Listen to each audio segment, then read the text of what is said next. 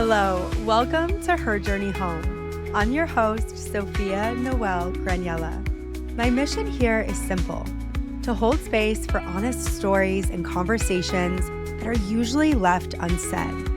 This podcast is for the women in seasons of becoming, rebuilding their lives, reclaiming their voice, and remembering who they were before the world told them who to be. So come as you are, and let's begin the journey home together. Hello, and welcome back to another episode of Her Journey Home. So just a little exciting news. Today, I want to talk about something that holds a lot of women back from sharing their voice and their story with the world. And that is the fear of being seen and not chosen. I think oftentimes we see a lot of the fear of being seen content online, on Instagram, on social media. And it's really not a fear of being seen. People can see you, but it's that underlying fear of rejection and not being chosen that really keeps us small and not in our full authentic self-expression. And I want to share this today because for the majority of my life, I was immensely terrified of being seen and rejected and not chosen. I thought, well, if I allow these parts of myself that I've deemed as too much to come online, people won't want to be friends with me. If I show all of this energy and this passion to my partners, they won't love me. If I open up and share about what my true vision and my giant dreams are, people will be like, who does she think she is? And again, it was all because I wanted to be loved and accepted and to feel the sense of belonging. And if you've been here listening to the pod for a while, you know that my journey has been very much, oh my gosh, I'm coming home to myself, which is why this is called Her Journey Home. But I partied, I drank, I used substances, I got in and out of abusive and toxic relationships because I did anything I could to dim down certain parts of myself, not use my voice, not stand up for myself, not set boundaries, all because I was so scared of being seen and not chosen. And then when I actually started sharing my voice online, if you go back a couple of years on my Instagram, you can see the difference in the way that I express myself. Now I'm from New York, I use my hands, I'm expressive, I'm loud, I'm bold, because it's taken me a long time to show my body and my nervous system that it is safe to be seen in a completely different way. And today, I want to really share a couple of steps that you can then walk away with and start to implement in your own life. If you feel like you are still playing small, if you feel like you're still scared to do face-to-camera videos or start your podcast, or you're thinking, every time I get an opportunity to tell my truth, to share my story, I water it down, or I hide certain parts of it because I'm scared of how I'm going to be perceived and that I'm going to be rejected and not chosen. And I see this with so many people. And this is something that I'm continuously working through and navigating, especially now being in my 30s, opening up about more parts of my journey. There's still moments where I feel the fear. There's still moments where I think, oh my gosh, what if I post this and people don't like what I have to say?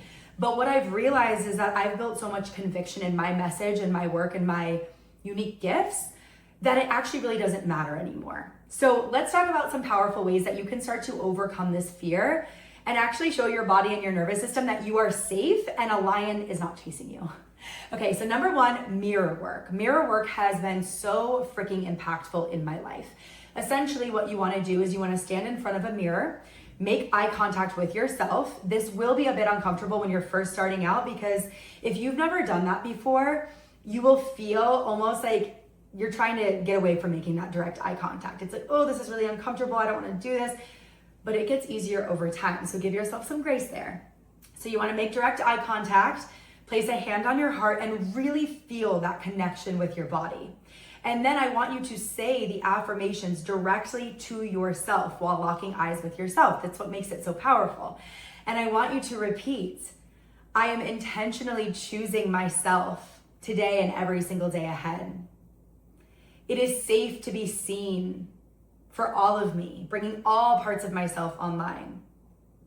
It is safe to step into my full and truest self-expression. The right people will love the parts of myself that I used to hide. I am worthy and deserving of sharing these parts of myself with the world. And you can continue doing that with statements that feel really good in your body and notice the tingles, the chills, the tears, and allow your emotions to flow. That is one practice for me that has been such a freaking game changer because when I got sober 2.5 years ago, it was a really difficult exercise for me. I was still really triggered. It was hard to look at myself in the eyes because I didn't fully believe any of it. But the more that I continued just showing up and speaking this into existence, the more I noticed shifts in my own life. Number 2, and this is honestly my favorite, it's my holy grail modality. I'm sure you know what I'm gonna say, but EFT tapping, emotional freedom technique. Anytime that I would have limiting beliefs, fears of rejection, being judged, misunderstood, the fear of being seen and not chosen, I would use EFT tapping to really move a lot of this energy through my body and start to work through these fears. Now, something I like to say about EFT, it's not about getting rid of any emotion, right? Because at the end of the day, I don't believe that there's a such thing as a bad or a negative emotion. All of our emotions are teachers for us. So I don't want this to be, I need to get rid of this, but it's really showing your nervous system, you know what, I am safe. I can post this video, and even if nobody likes it, I know that I am sharing my truth, and that is what truly matters. And you can continue going through the sequences. I post lots of EFT tappings on my Instagram, on my TikTok. I'll link them in the show notes. But EFT has truly allowed me to come back to my body and to show myself, to expand my capacity to do the uncomfortable things, which is posting the videos, sitting down and doing these vulnerable podcast episodes, speaking out in group settings when normally in the past I would have stayed, behind the scenes quiet, listening to everyone else share. And so these are the ways that you are going to start to actually take the action to show your body that it's okay. So that leads me into my third, which is taking aligned action every single day, building momentum. I think something really important to talk about is, I think as a society, we want instant gratification. We want to be able to change something in our life and the next day everything in our reality be shifted. I'm not saying that change cannot happen quickly. People quantum leap all the time, and I know things can change quickly because they've happened in my own life. However, when it comes to really rewiring your beliefs and your subconscious and showing your nervous system that it's safe, this happens through repetition. This happens over a long period of time of continuing to show up even when you don't want to, continuing to put yourself out there even when you feel the fear, not shrinking, not reserting and saying, you know what, I'm just gonna take the day off today, right? You are continuing to do something that stretches you so that you are continuously showing your body and your nervous system, I'm safe. I posted the video and maybe not everyone liked it or reposted it, but I survived. And so these little incremental steps are building so much momentum. And oftentimes, and I said this before, we want that instant gratification, but please know that even if you're not seeing immediate results, this is compounding. This is why it's called the compound effect. All of those little mini steps, baby steps that you're taking every single day are making a radical difference. You may just not see it yet. However, in 90 days, in a year from now, you're gonna look back and all of a sudden you're like, whoa, like so much of my reality has shifted. How did this even happen? Because you continued with the consistency, putting in the repetition, right? Number 4, I want to talk more about aligned action because this could look different depending on where you are at in your journey. For example, the me 3 years ago, being seen was speaking up with more than one person witnessing it. So I started my business about 2.5, 3 years ago.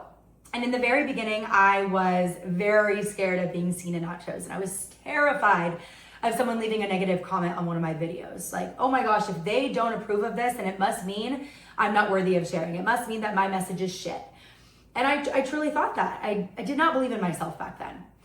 And one of the ways that I started to use my voice and to overcome this fear was anytime I joined a group mentorship, a mastermind, a program, little by little, I would raise my hand and share something that was a bit more vulnerable, something I may have never shared out loud before. And it felt really scary. I remember my face turning red, my palms were sweaty, I was shaking, I was so nervous.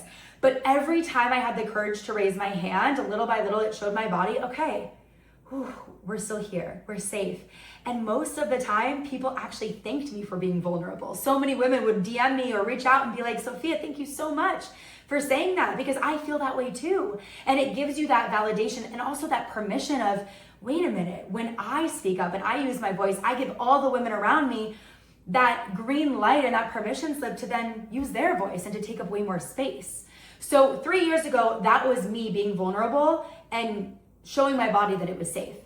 The me now, it's completely different, right? So I took gradual steps. I started raising my hand in group settings. Then I started posting stories on Instagram because they're only there for 24 hours. So it's a really quick, okay, let me share this vulnerable truth.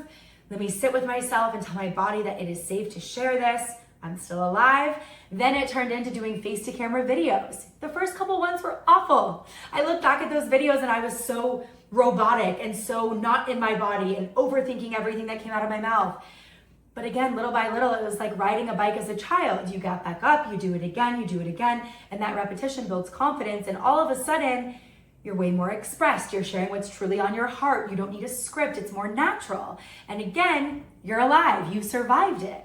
And then I started going live on Instagram, which was another level of holy shit, this is scary, because you're in real time. So anyone that joins your Instagram live, they're seeing you speak in real time. And I would always think, what if I stutter? What if I don't know what to say? What if I lose my words? And every single time I would do an Instagram live and I would mess up, I would just sit with myself. You are so worthy of sharing your truth. It is okay. You are human. It's okay to mess up.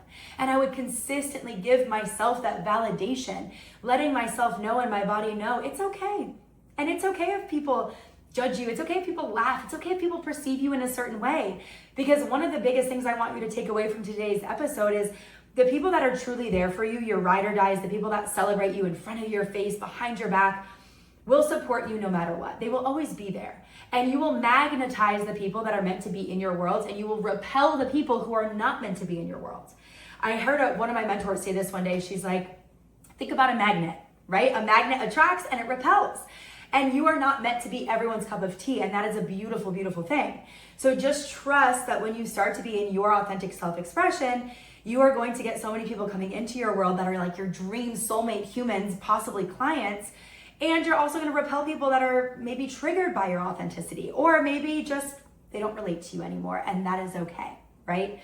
And then I launched my podcast. And for me, the podcast was really that stretch because I wasn't creating 30, 60, 90-second reels or carousels. I was sitting down and having the most vulnerable conversations of my entire life and being witnessed by more than one person. When you start a podcast, there's potential to be heard by millions of humans, right? Which is incredible. You get to make such a profound impact, but it also stretches your capacity to be seen, because if you haven't done this before, it will feel like an edge. It will feel really scary. But again, giving yourself that permission to continue showing up messy, imperfect, just allowing your voice to grow and evolve and exist. And truly, I talk about this all the time, but podcasting is what built that unshakable conviction in my message. So I want you to think about where you're at in your current journey, because maybe starting a podcast, you're not there yet. Maybe you're still not even at a place where you're doing face-to-camera videos, and that's okay. We're all at different stages, depending on where you're at when you're listening to this. Think about those steps that I just gave you and choose one that feels aligned with where you're at right now in your journey. If you haven't even started posting on Instagram yet, well, maybe just start talking more vulnerably to your therapist, to your coach, to one of your best friends that you trust. That could be your stretch and your edge. Or maybe you're a woman who's been doing face-to-camera videos for the last couple of years and you're like, I'm ready for my next edge. Stretch me. I am ready. Let's go. Then maybe it's starting a podcast, right?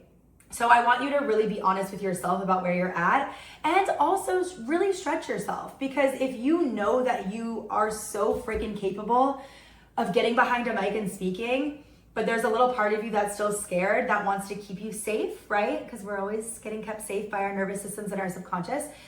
Maybe just sit with that part for a little bit. Give that part compassion and love and grace. Let it know that it's safe to be seen. And then stretch yourself and take the action and start the podcast. So that's that part.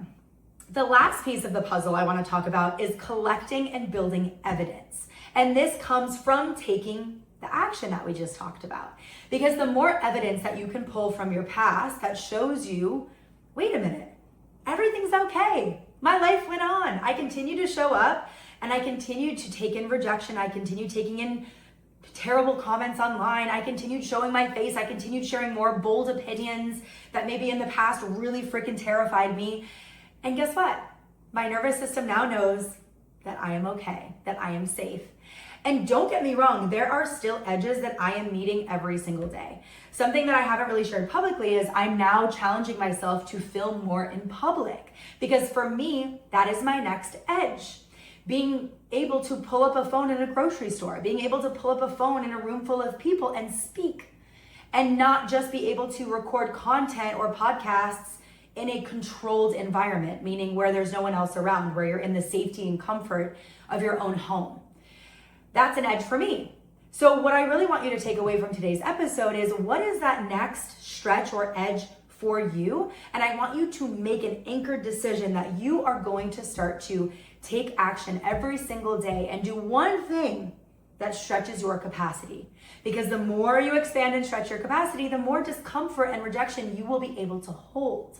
But I also need you to give yourself so much freaking love for wherever you are at in your journey, because every single person is different. And this is a gradual process, an incremental process.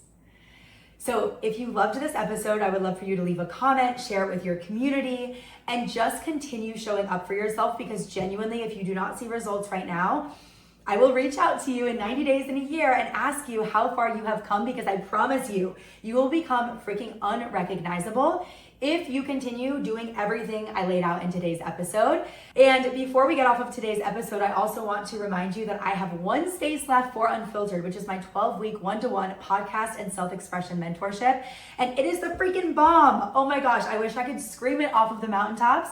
I have the most soul-aligned, dreamy women in this program right now that are having the most insane results.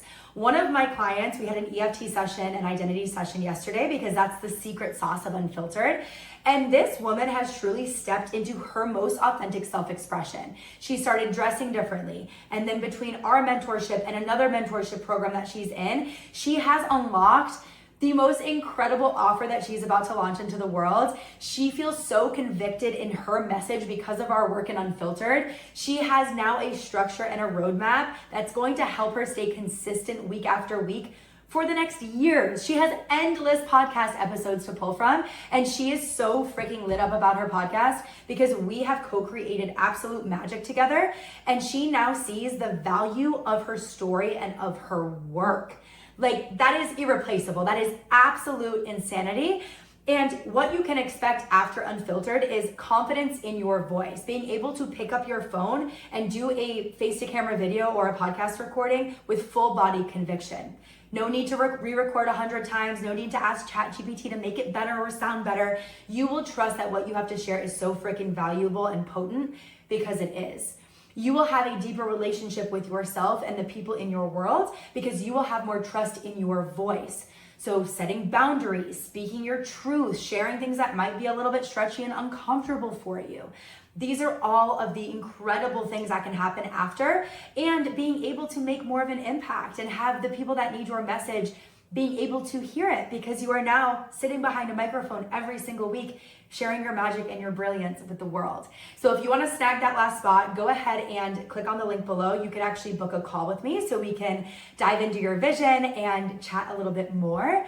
And again, if you love this episode, please rate the podcast, subscribe, share it with your community, because it allows me to show up every single week having these potent conversations. And I say this every time, but I am so freaking grateful for this community. Thank you so much for your support and for showing up every single week. And if you loved this episode, leave a comment so I can create the next incredible episode. I love you so much, and I'll see you next Thursday.